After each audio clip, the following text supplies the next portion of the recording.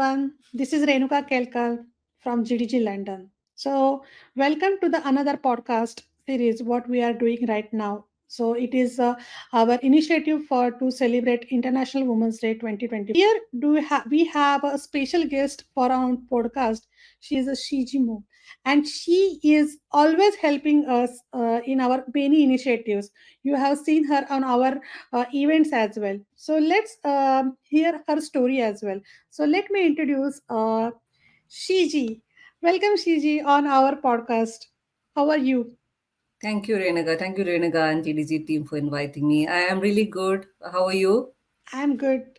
So, firstly, I would like to thank you to just you helping us for this initiative. And I know your story, but I think if you can share your story with our audience, that would be really inspiring the others. So, can you tell me a little bit about yourself and how you started your journey? Absolutely, Renaga. So, hello, GDG London. So, I'm really happy to be here.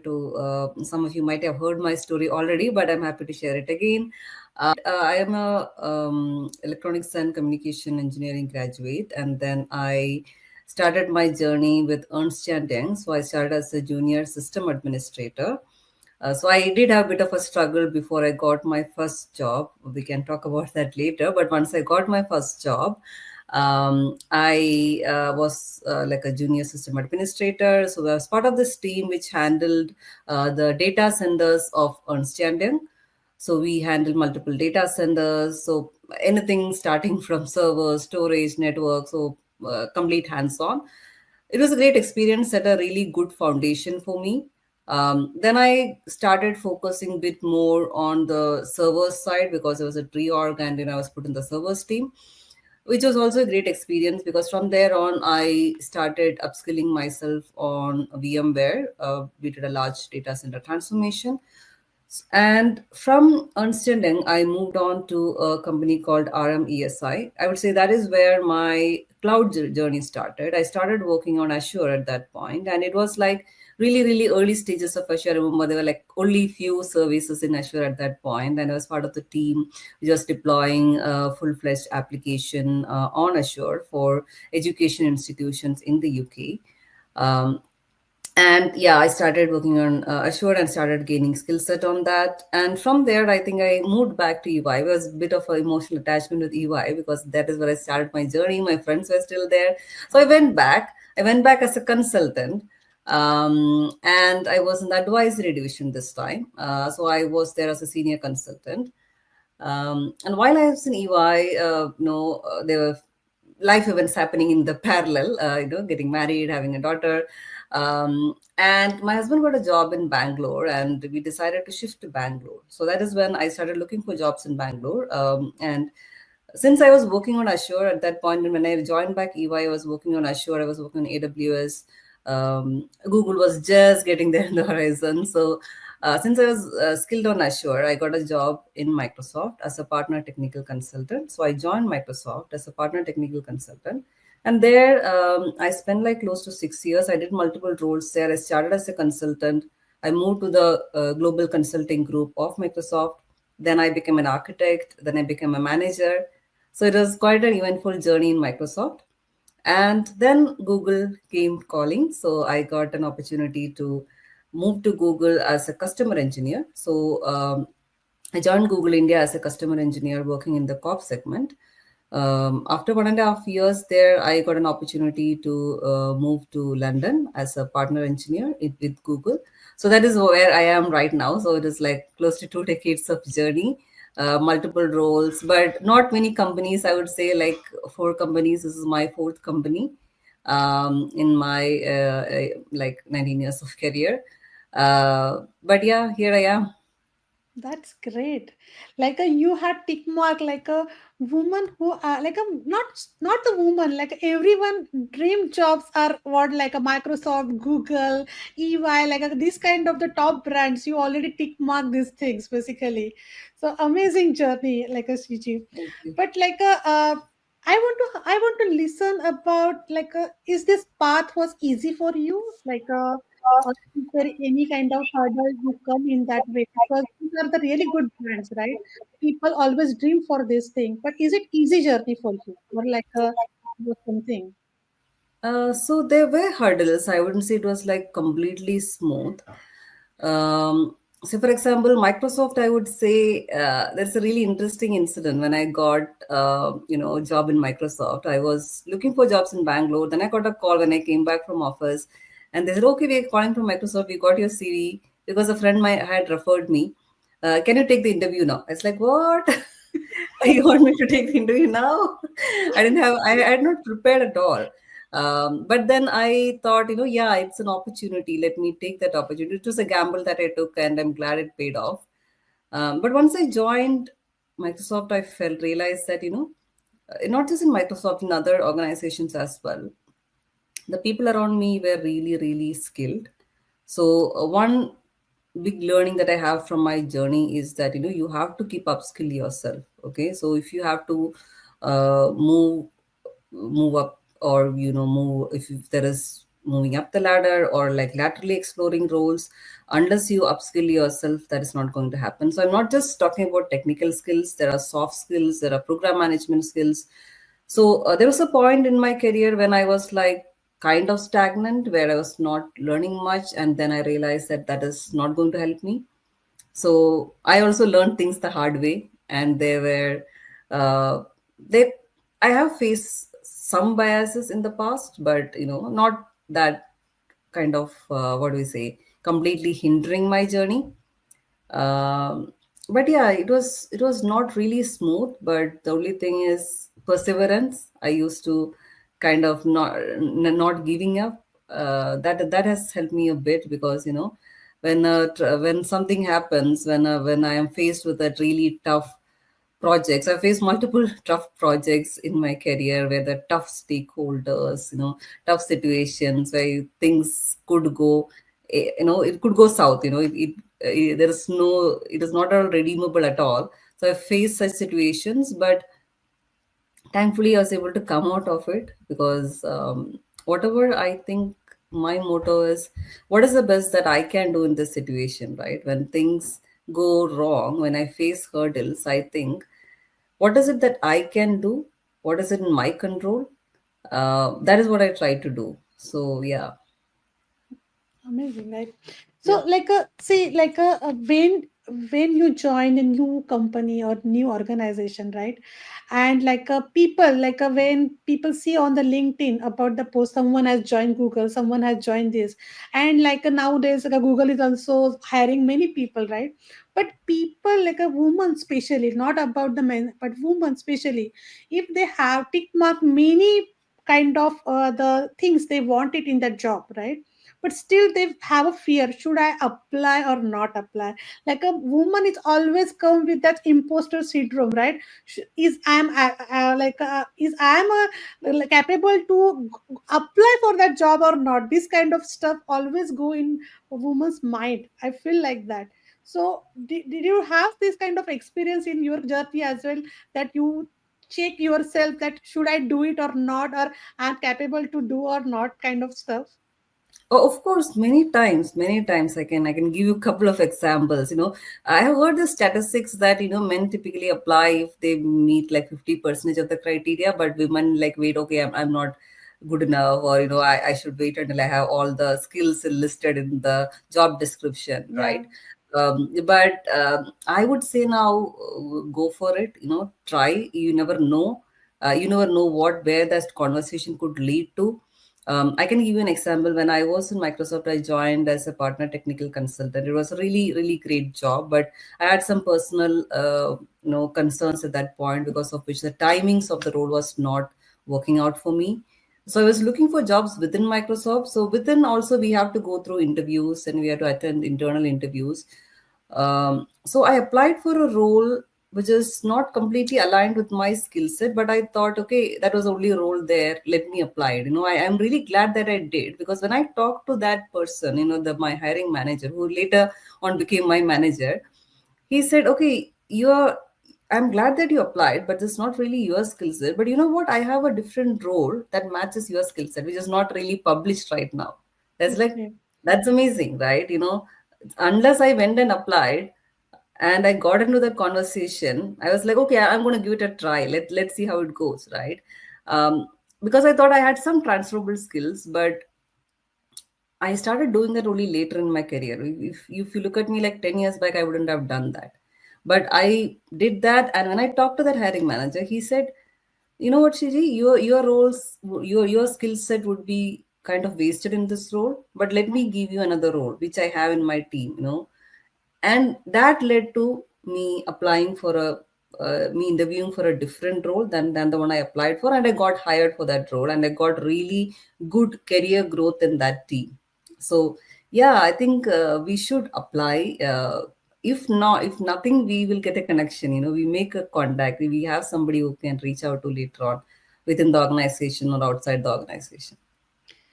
So, this year, the theme of the International Women's Day is like a redefine possible. So, do you have any kind of situation that you thought that okay, what I'm doing, it's okay, but I think I want to do something else, and you shift something, and you got some hurdle, and then you decided, okay, no, I want to do something my own kind of stuff, and I change my path or something. Have you faced such kind of thing? Because in career growth, right, in career growth as well as in our the whole journey, we get some kind of like a obstacle like that. Okay, this is the time I have to redefine myself and I have to go from something else. So do you face some kind of issues or something? So, see, when I started as a system administrator, right? So that is like what usually a graduate job means. But I never got into software development or something. But I used to do a bit of scripting, but I always had this in the back of my mind that I don't know coding, so I will never get into like a job in Google, for instance, right? So that is the first thing that it was holding me back from applying for like jobs in really good companies, and I don't know coding, right? But how will they accept me, right? So I had this perception, but I feel that we should work on our strengths. So when we say redefine possible, there may be some areas that you're not skilled in, but if you focus on your strengths, if you focus on the things that you do best, where do you bring your best self in, I think that is where you get more opportunities, right? So I think that is something that has helped me a lot. So giving my example of the role in Google, uh, when they approached me, I said, I don't know coding. Google is like a coding company, right? They said Yeah, it's yeah. fine. Yes, that's it. Not every role requires coding, right? So then I was initially skeptical of even attempting, because thinking that it is not possible, right? Yeah. Because I have heard so much about how difficult it is, right? So it's like, yeah, I don't think so. And then I decided, okay, I'm going to give it a try, right? And then I started finding out what is required. Okay, what are they looking for? What is required for this role? What is the skill set? What is the interview process? What is required for the interview at each stage? Okay, I started doing bit of a research, and then I started preparing based on my research, and I spent really really good amount of time doing the preparation work. So I really had to put in the work, and then yeah, when the interviews happened, I was able to clear them. So I think when you look at things that looks impossible, my advice would be to break it down in like manageable things. Okay, break it down to smaller tasks, see what you can do. Don't focus about the big thing, get scared about the entirety of it, right? Yeah. That's really scary. Okay, if you think about everything, it's really scary. So rather than that, okay, what is your next step? What is it that you can do about it? Are you giving your best shot in that? Okay, have you tried everything? And again, I am not saying you have to boil the ocean. You have to be really focused on what is required to complete that task at that point and get it done, right? And if you have done your best, that's it. Then whatever happens next is not in your control. So I think for me, that kind of approach has worked in the past. when I feel I have come across things that are impossible. Sometimes it works, sometimes it doesn't. But if it doesn't work, it is a lesson. Yeah. Yeah, yeah. But like this is really great. You talk about this because many people never tried because they always question themselves that you said that you don't know the coding that time, but you applied, still applied. You try that. Otherwise, if you haven't tried, you never get this position, right? So Yeah. that trying thing is never stop. People should always try and check the what is the a requirement for that particular stuff basically. So I think this is a really, really great tip for everyone who are looking for the new role for any company, not about just Google, but for any company in that Yeah, sense. yeah. Same for Microsoft. When I got that call, I was like, okay, I'm not prepared, but I am working day in, day out on the technology. Let me give it a try, So, yeah, sometimes, it is all about when you get an opportunity, you may not be fully prepared for it, but based on what you know, if it is either you get across that bridge, you cross that bridge based on your skill set, or you learn a lot that so that if a similar opportunity comes later, you are really prepared for it, or you know how to prepare for it. Yeah. So because we have many listeners who are the students, okay, Mm. for the GDG London, they have many students who are seeing us on the platform. So I have one question: do you get any kind of stress of to being in a company which is having the completely different era, kind like a Google? You are working in Google is all the brain people's works there and all this stuff. So are you get okay, any kind of stress on yourself or kind of that, oh, I am in Google, so I have to be a perform like that condition or something, or is the life in Google is completely like a normal with other people just like have it? No, I wouldn't say that it is like really stressful because it is Google or anything. Once you are in, it is like you work with a team, and you work with your colleagues. They're all colleagues, like other people who work with you are your colleagues. They are like you, right? So I Yeah. don't think so, and I don't think that is too much to stress about. But yeah, there was this apprehension when you join big companies that there is Yeah. so many wonderful people there, but what I learned very quickly is that yeah, I had this apprehension, had what we call as imposter syndrome when I join any new company. Yeah. But then what I what I what I realized later at a later point is that um, if others are doing better than you, then look at them and then try to learn from them. If somebody is doing a better job, and how are they managing to do it, what is it I can learn from them. So I think that if you look at it that way, then I don't think it will be stressful. We're always collaborating with each other and working with each other. So yeah, I don't think I have not felt that kind of a stress. But yeah, you're always working with so many amazing people, so that is a good thing also, because it encourages you also to bring in your best self, right?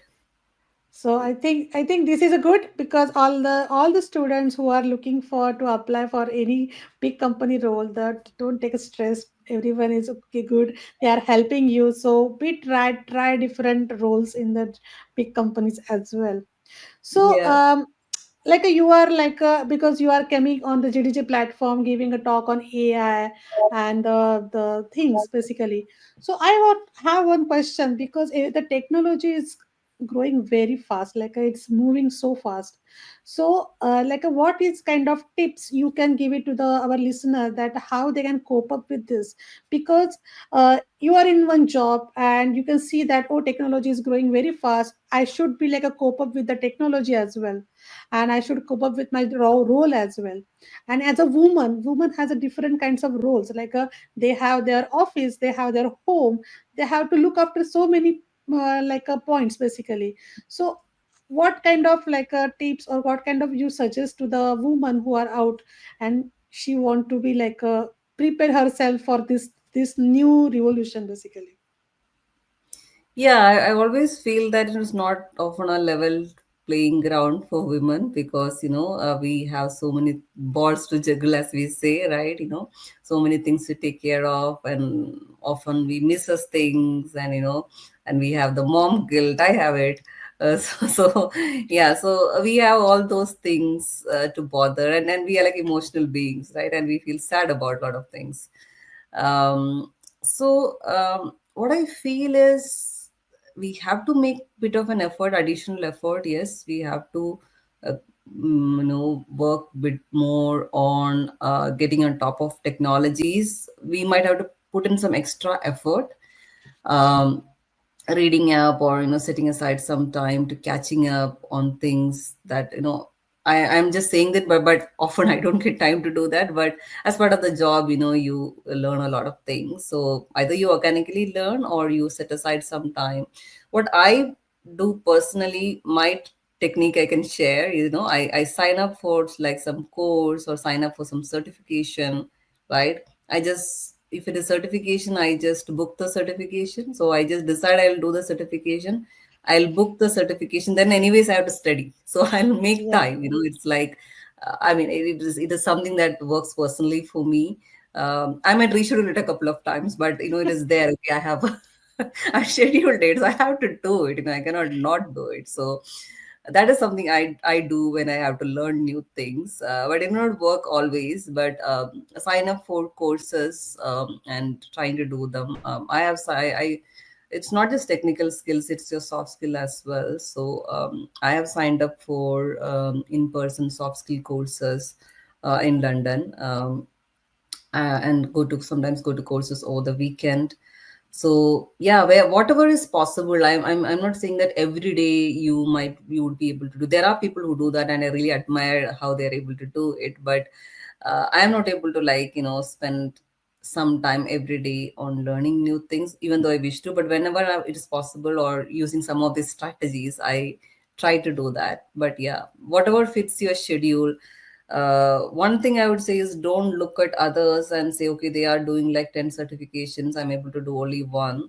You don't know their situation. Don't compare yourself from with them and beat yourself down, right? So they might have good support, they might have people to take care of their kids, and a lot of stuff that are there. You may not have the same support system. So whatever is possible, let's try to do that. I mean, that's what we can do, right? We're all human beings, we're not yeah, machines. So yeah. That's true. Like, I just want to, like, because we are talking about all this stuff, right? There is a one point, we never heard about these things in any kind of conferences or any kind of talks. As like a human being, like a woman have, there are so many roles she plays in the day to day life, right? Mom, wife, family, office manager, something, all these things she is performing at the same time, right?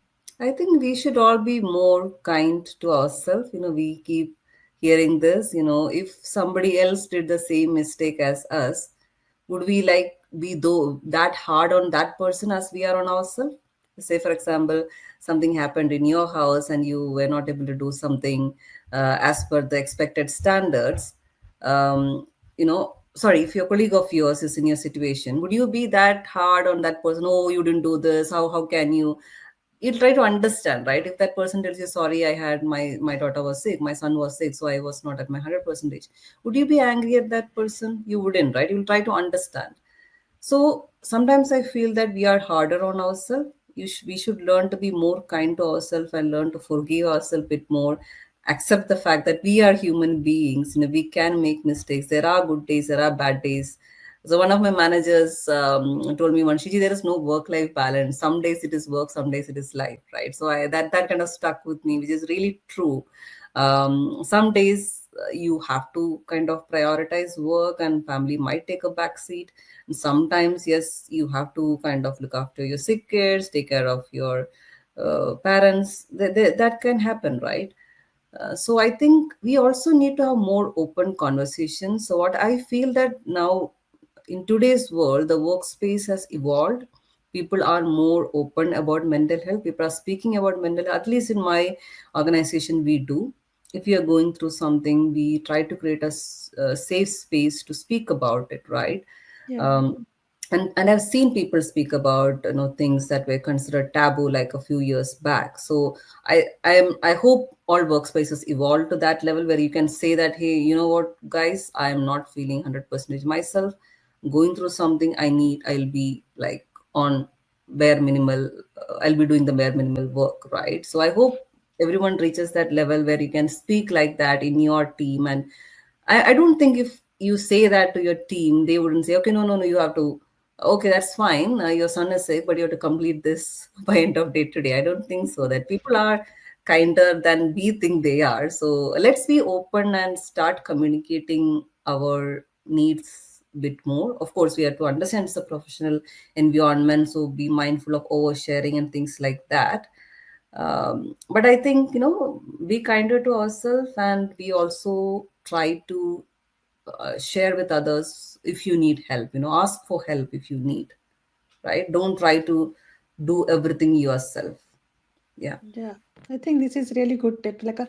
Because many women are struggling on this thing. When I do some events, and then people, like a woman comes to our event, and they are saying that, oh, I missed that conference because of that, and I feel so guilty. Or I want to do this job, but my condition is not good right now. Uh, I miss the train. I don't know how I can come back again. There are so many, because we are very fortunate that we got a chance, we are in that position. But there are many women who never get a chance, who never get a kind of support what we get it right now. So they need this kind of inspiration. Definitely they need some kind of push, so that they can come out from their the comfort place, and they can try new things. I think your story is really inspiring. What uh, like uh, who inspire you, what you looking for to get a new inspiration every day? like uh, because So I think, yes. everyone needs inspiration, right, to do something. So you are giving a inspiration to others, but what inspire you basically? So I think I shared this story once in a GDG group. My inspiration is my mother. She comes from a very, very normal family. And I think she's the only person who kind of completed college education, and he kind of uplifted her family a lot, based on her education, on her job. And she was like this superwoman. If I say superwoman, I would say that is her. She single-handedly, she was like really a strong-willed woman. Okay, so at that age and time, decades back, it was not easy, but she hold her ground, and we are like two girls, so she educated us, and she was like, okay, you have to become engineers. So I don't know if it is slightly different these days. I can't tell my daughter that. She's like, okay, no, sorry, not going to happen. But we were like really good kids. And then we kind of followed the path that she showed. And I think whenever I face a challenge, she has faced many challenges in her life. Like I said, Yeah. I mean, while growing up, I didn't have until a certain age, like a proper house or things like that. But then she built all that along with my father, of course. Together they were a team. So I have seen their journey, and I've seen that her vision had helped uplift our family. So whenever I face a challenge, I would always think, well, what would Amma do? Okay, what would she say, right? Unfortunately, she's no longer with me. She Oh, passed a few years back. But till today, I take inspiration from her. I think about her journey, where she came from, where uh, she retired as a technical manager from CDAC. So she's the first techie in the family. So okay. from where she started and where she reached, I don't think my journey is as inspirational as her. She set the ground for us. She did a lot of things for us. So I got to start from there. I didn't have to start from scratch. Yeah. Um, so yeah, my mother has been my inspiration. Will always be my inspiration. Definitely inspirational thing. So thank you so much, CG, to helping us to giving the inspirational story behind the scene, Mm. and to inspire our all other women out here, and they can get a courage to what they want to do they can achieve. There is no any limitation for them, and they should start in their career path what they want basically. So thank you Yeah, so much. Thanks for coming and sharing your no story. worries. Thank you so much, Renuga and team, for inviting me. Always a pleasure. Thank you.